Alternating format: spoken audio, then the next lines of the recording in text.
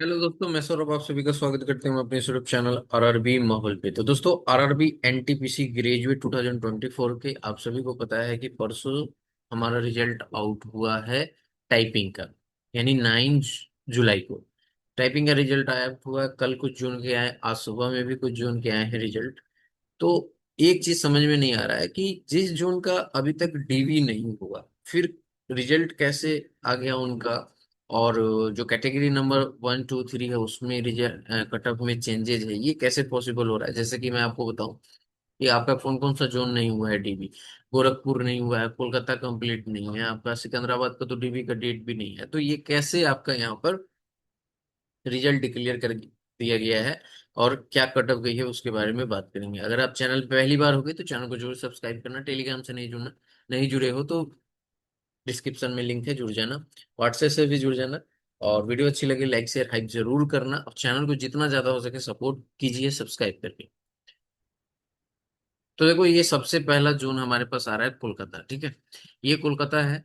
अगर आप देखोगे तो ये 7 मई की रिजल्ट है। 7 मई की रिजल्ट में अगर आप देखोगे तो यहाँ पे कैटेगरी नंबर 1 की 82.300888 गई है कट ऑफ, ठीक है। ये 7 नंबर, सॉरी सॉरी, 7 मई की रिजल्ट में अगर आप यहाँ पे रिजल्ट देखोगे जो कल आया है, उसमें अगर आप देखोगे तो यहाँ पर कैटेगरी नंबर 1 में जो है आपकी यहाँ कितनी गई है, 82.0059 गई है, यानी कि इससे कम हो गई है। आप खुद देख सकते हो यहाँ पर, ठीक है। अगर हम बात करें एससी की तो 78.76 थी, ठीक है। यहाँ पर अगर आप देखोगे तो 78.46 हो चुकी है। एसटी की बात करें तो 75.22 थी, और यहाँ पे आपकी 75.22 ही है। ये चेंज नहीं हुआ है, इसमें कोई भी चेंजेस नहीं हुए हैं। और यहाँ पे ओबीसी की बात करें तो आप देख सकते हो 81.41 थी, और यहाँ पे 81.12 आ चुका है। एस ईडब्ल्यूएस की बात करें तो 80.82, और यहाँ पर अगर आप देखोगे तो 80.53, यानी पॉइंटों में यहाँ पर कम हो गया है। अब ये आप खुद देख सकते हो कि कैटेगरी नंबर 1 की ये हाल है, ठीक है। और भी है क्या इसमें? अच्छा, कैटेगरी नंबर 1 ईआर का ही आया है, एससीआर का कैटेगरी नंबर 1 में नहीं आया है। अगर हम यहाँ पे देखें तो कैटेगरी नंबर 3 में ईआर और एससीआर दोनों का आया है। ईआर में आपकी 82.59 थी यहाँ पर कट ऑफ, पहले 7 मई वाले में। और यहाँ पे अगर आप देखोगे तो 81.41 हो चुकी है दोनों में मिलाकर, ठीक है। आप यहाँ पे देख सकते हो, तो कट ऑफ डाउन गया है। अब यहाँ पे देखो, इससे पहले जो है जितने भी जोन है वहां पे हमें पता है कि जैसे अजमेर हुआ, ठीक है, प्रयागराज हुआ आपका, और अदर जोन जो है चंडीगढ़ हो गए, ये सारे जोन के डीबी हो चुके हैं। तो उनके डीबी हो गए हैं, तो वहां से पता चला कि बच्चे जो हैं मेडिकली अनफिट हुए या एब्सेंट हुए, तो वैकेंट सीट हो गया। तो उस अकॉर्डिंग जो है कट ऑफ थोड़ी डाउन चली गई। बट अभी जिस जोन का नहीं हो पाया है, हालांकि मैं आपको बताऊं कि ये जो रिजल्ट है जो अभी आपका आया है वो सिर्फ आया है टाइपिंग के लिए ही, ठीक है। टाइपिंग के लिए रिजल्ट है। इस रिजल्ट में लिस्ट में नाम देखोगे तो टाइपिंग का ही सिर्फ रिजल्ट है और टाइपिंग के ही बच्चे हैं। लेकिन इसमें ये रिवाइज कट ऑफ है, ये इतनी जो कट ऑफ आप देख पा रहे हो ये रिवाइज कट ऑफ है। तो ये रिवाइज कट ऑफ कैसे आ रहा है जबकि डीबी आपका कंप्लीट नहीं हुआ है। सिर्फ एक ही जून की बात नहीं है, चलो यहाँ पे तो स्टार्ट भी हो चुका हो, लेकिन यहाँ पे आप देखो जैसे कि ये सिकंदराबाद, इसकी तो अभी तक डीबी डेट भी नहीं आई है, ठीक है। आप यहाँ पे देखो सिकंदराबाद का, ये हमारे पास 7 मई की है। 1 नंबर कैटेगरी में एससीआर की अगर देखोगे तो कितनी गई है, 83.48 गई है। और यहाँ पे अगर आप देखोगे तो कैटेगरी नंबर 1 में एससीआर की 83.78 बढ़ ही गया है। तो ये कैसे हो रहा है ये अभी तक मुझे भी नहीं समझ में आया है, ठीक है। अगर आप लोगों ने गौर किया हो तो बताना, ठीक है। यहाँ पर और 77.17 जो है एससी की है तो वो वही है। और यहाँ पे एसटी की बात करूँ तो 75 सेम है। ओबीसी की बात करें तो 81.0810 है, सेम है। ईडब्ल्यूएस की बात करें 79.57 है। तो देखो ईडब्ल्यूएस में घट चुका है, ठीक है। तो ये कैसे पॉसिबल हो पा रहा है यही मुझे समझ में नहीं आ रहा है। अगर कैटेगरी नंबर 3 की बात करें तो देखो 76.27 है यहाँ पर 7 मई वाले में। ईसीआर में अगर हम देखें ईसीआर में तो 75 चली गई है। How it possible, how is it possible, ये कैसे पॉसिबल हो पा रहा है, जबकि इनकी डीबी जब नहीं हुई तो इनको कैसे पता चल पा रहा है कि मेडिकली अनफिट हो गए। ठीक है, और दो कट ऑफ कैसे लग सकती है जब अभी तक कुछ हुआ ही नहीं है। ठीक है, आप एक कट ऑफ तो ये देते हो ये वाली, अब फिर ये कट ऑफ दे रहे हो, तो मतलब कैसे चीजें समझे कि हम, और नंबर ऑफ वैकेंसीज के अकॉर्डिंग, ऐसा नहीं है कि बच्चे आपने ज्यादा बुला लिए हैं या कम बुलाए हैं तो कट ऑफ जो है वो वेरी कर रहा है। ऐसा भी कुछ नहीं है। आपके मार्क्स मतलब जो बच्चे हैं वो जितने वैकेंसीज हैं उसी के रेशियो में बच्चे बुला रहे हैं, तो ये कैसे पॉसिबल हो पा रहा है कि ये कट ऑफ आपकी इतनी जा रही है। अब ये मुझे बिल्कुल भी समझ में नहीं आ रहा है। अगर आपको समझ में आ रहा है तो कृपया कमेंट करके जरूर बताएं, और नहीं तो कुछ ना कुछ तो लोचा है। ठीक है, ये कैसे पॉसिबल हो पा रहा है। हालांकि मैं कोशिश करूंगा इस चीज को क्लियर करने की, और जैसे ही क्लियरिटी मिल पाएगी मैं आप सभी को भी समझाऊंगा।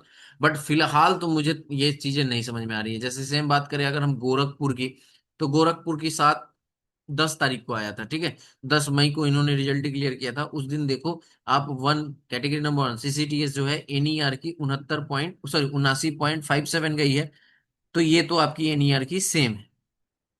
ठीक है, अगर एससी की बात करें तो 69.69 69, ठीक है, सेम है। और sorry sorry sorry sorry sorry, ये जुलाई में है, और यहाँ पर आपकी 7 मई की है, ये वाली है। ठीक है, तो ये मैच कर रही है। अगर 68.48 सेम है। अगर हम बात करें 77.7, देखो ये 77 ओबीसी में घट चुका है। 77 पॉइंट ये कैसे हो पा रहा है। ठीक है, अगर हम ईडब्ल्यूएस की बात करें यहाँ पर, तो ईडब्ल्यूएस में देखोगे 76 पॉइंट, हमारे पास कितनी है 76.66, तो ये यही है।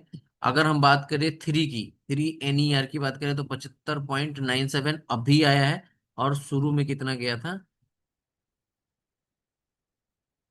यहाँ पे देखो 76 चला गया था। ठीक है, तो यही मेरा क्वेश्चन है, और आरआरबी से भी क्वेश्चन है कि आप मतलब यहाँ पर ये कट ऑफ जो है वो चेंज कैसे हो पा रहा है।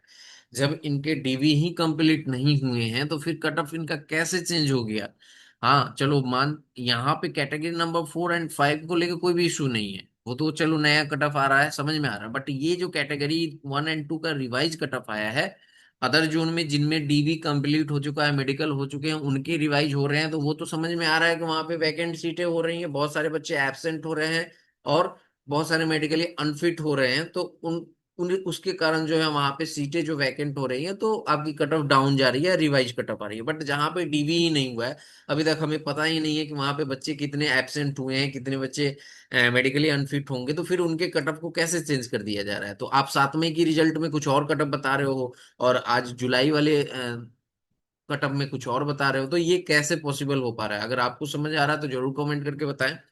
हालांकि मैं आप सभी को एक चीज बता दूं, जो आपके मन में डाउट चल रहा है, देखो ये जो टाइपिंग की कटअप आई है, ठीक है, अब ये टाइपिंग की कटअप क्या है, मिनिमम कटअप। मैं आपको पहले बताऊं कि मिनिमम कटअप है, इससे पहले मैंने आपको बता दिया है सारी चीजें।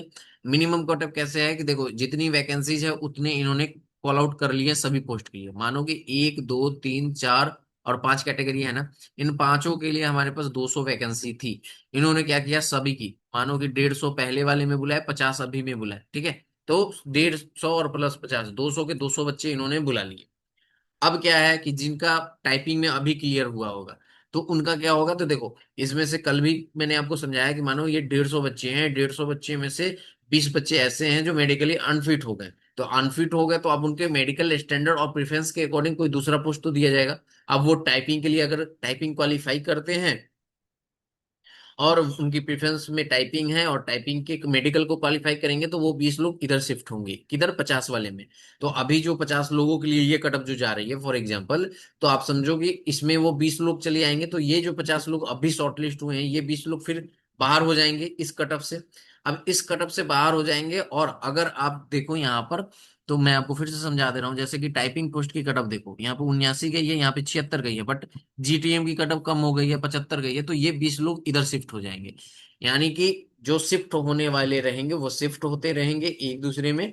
जिनका अब जैसे कि कुछ कुछ कोई कैंडिडेट होगा जिनका टाइपिंग का स्टेटस ही नहीं क्लियर हुआ होगा, तो वो तो ऑलरेडी बाहर होंगे ना।